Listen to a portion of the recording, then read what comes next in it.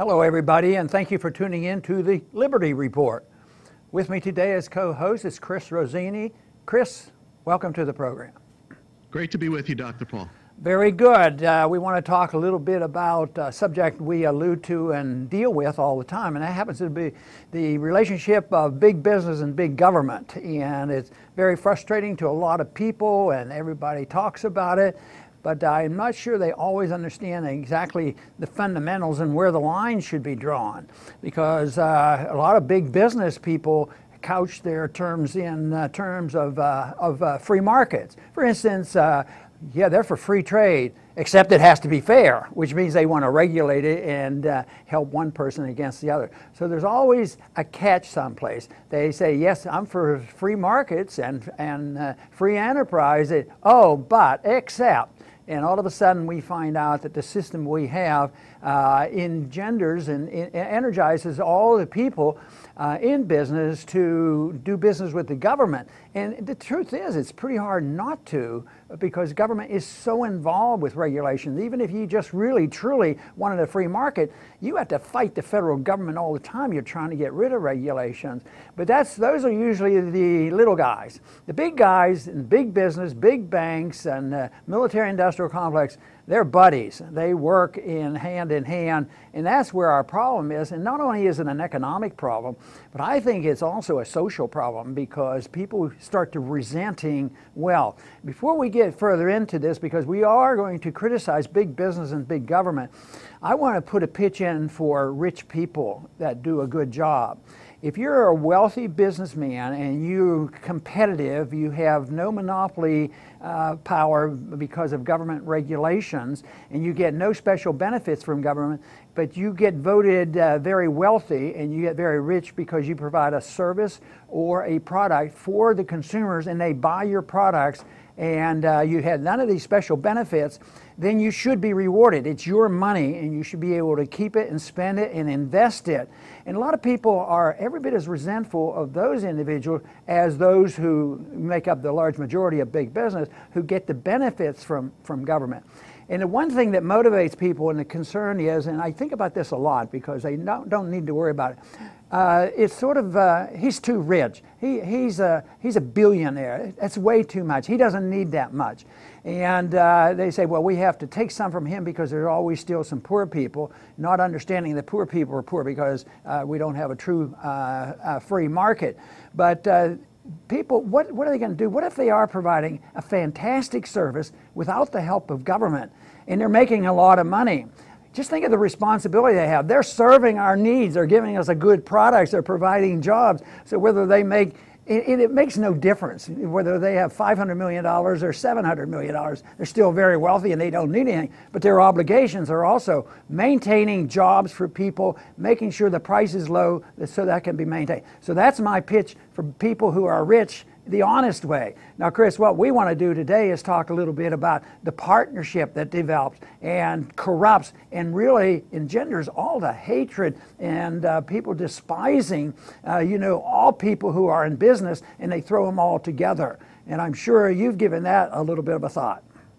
Yes, our current system came into place. It's built on a lot of propaganda that starts all the way when you start in first grade. If you go to a government public school, you're told, about government and what its role is, and it's there to regulate business.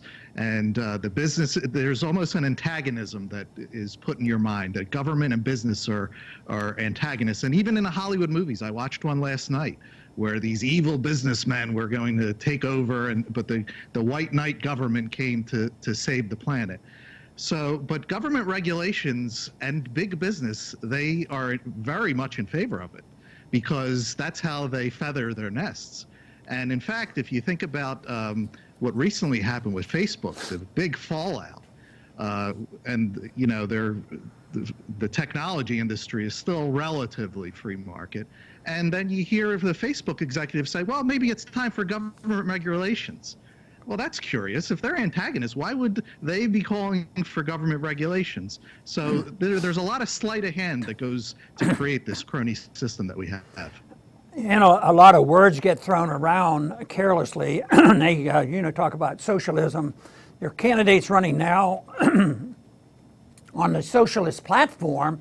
And in many ways, they'll say, too, that we have too much socialism, that Obama was a socialist. I don't see it quite that way. They're interventionists. They're radical interventionists. They're radical crony capitalists, and they're always divvying up the loot and giving special privileges. Those regulations you talk about, the people who are most powerful write the regulations. So if they're banking regulations, believe me, they get written by the lobbyists who represent the banking industry, who buy off the politicians and support all the system, both through candidates and campaigns as well as lobbying. So that the regulations is not it. In a free market and a free society, there's no authority for the federal government under our Constitution to regulate the economy. Now, where we got off track on this on philosophy is that it was decided a long time ago, and it was shown up in our schools, is that the free market is too radical. Laissez-faire is evil, and it causes a discrepancy, and therefore we don't want anybody to fall through the cracks without even understanding why somebody might be poor. So they say we have to have a mixture. We have to have a mixed economy, and therefore we don't want this laissez-faire, which is damaging, but we don't want communism either.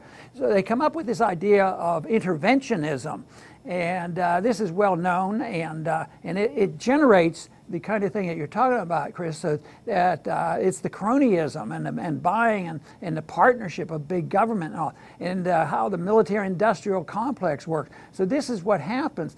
Now, Mises talks about this in Human Action. He said this is the case. It's interventionism. It isn't socialism because there's still some pricing structures out there. There's a lot of price controls, but overall there's a pricing structure, so you still don't have socialism. Socialism becomes socialism once the control of all prices are established by the government, and then the whole thing falls apart, like in Venezuela and other places. But Mises predicted that this does not work, will not work, and he said that socialism wouldn't work and it would collapse, and it did. But he also was not very optimistic about interventionism because it would grow and feed on itself. And that's what we're witnessing now.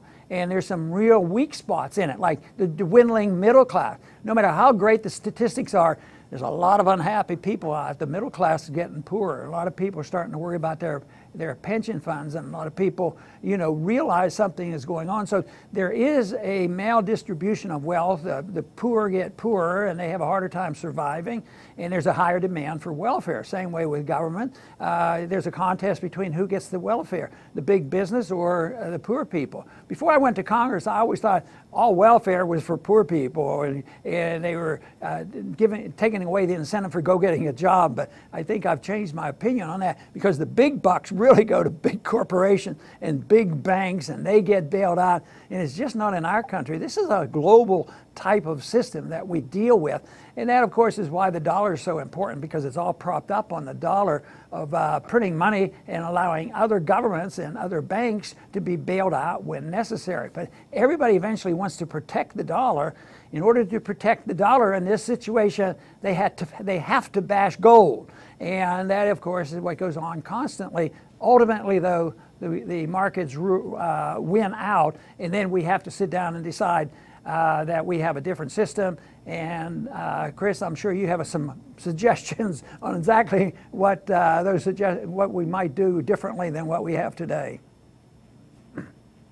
Yes, well, we're trying to reach the people, and for the people that are listening, please understand that there is no appetite from big business, from politicians, and from the public for free markets. Nobody is ringing our phones saying, you know what, you guys have the right idea, let's get them out there. Nobody has any interest. But there's a lot of people that believe that America is a free market. So when this crony system crumbles, free market takes the blame, even though it's not in existence. There's just here and there's parts of it. So that really needs to be understood, because immediately the media will say, well, we need regulation, we need more regulation, and the cycle just continues. Yeah, I think we can see how it operates, because some people said that Obamacare was socialized medicine. It wasn't. It was corporate medicine.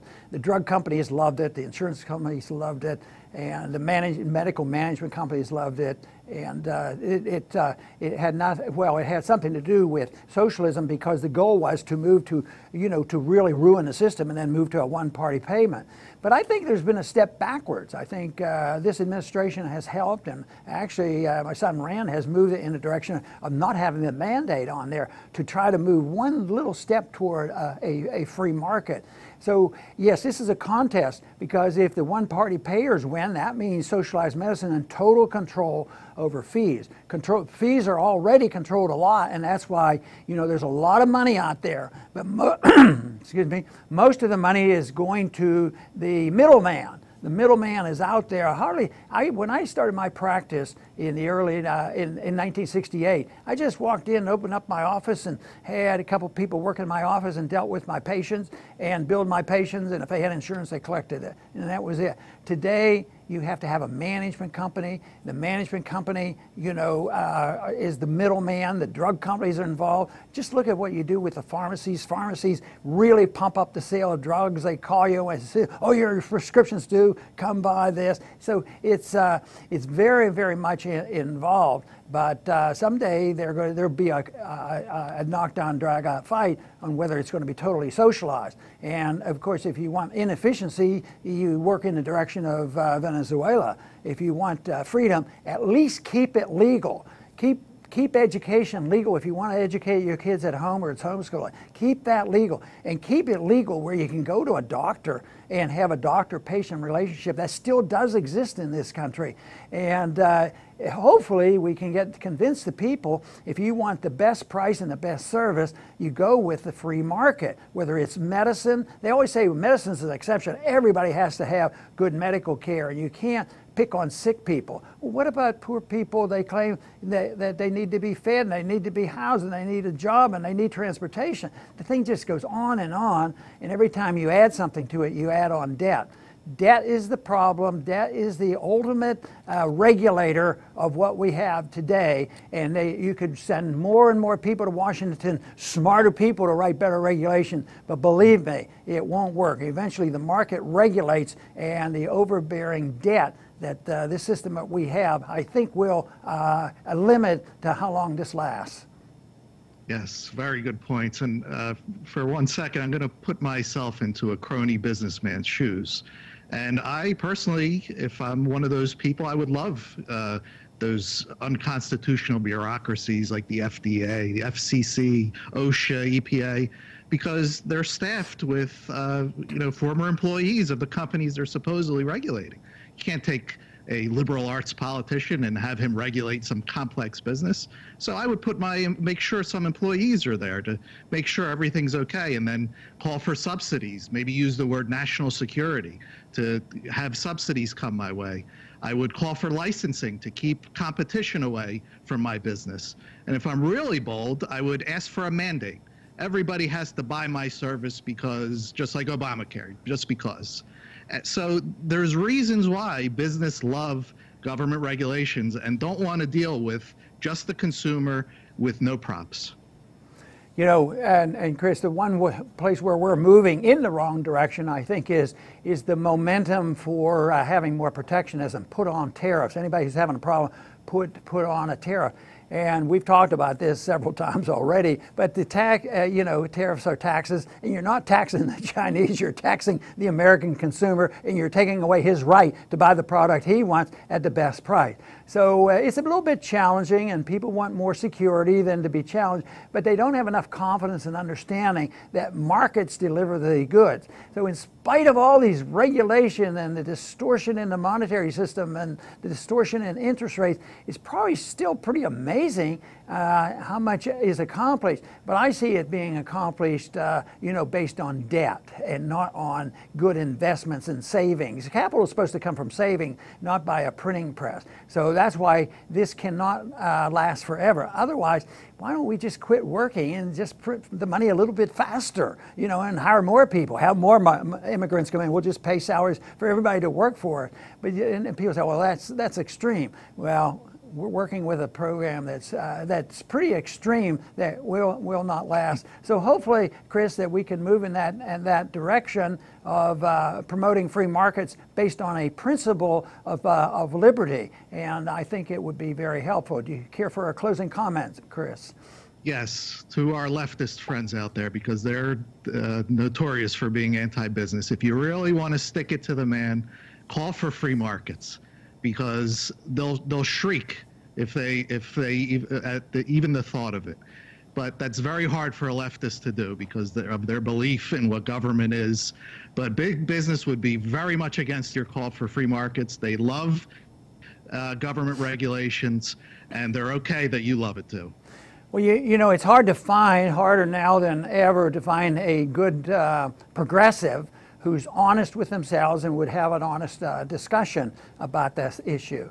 And I've worked with some that I do trust, and we have conversations, and they would take the anti-interventionist position on war and spending all that money on the military, and they would also be an agreeable on civil liberties and privacy here at home.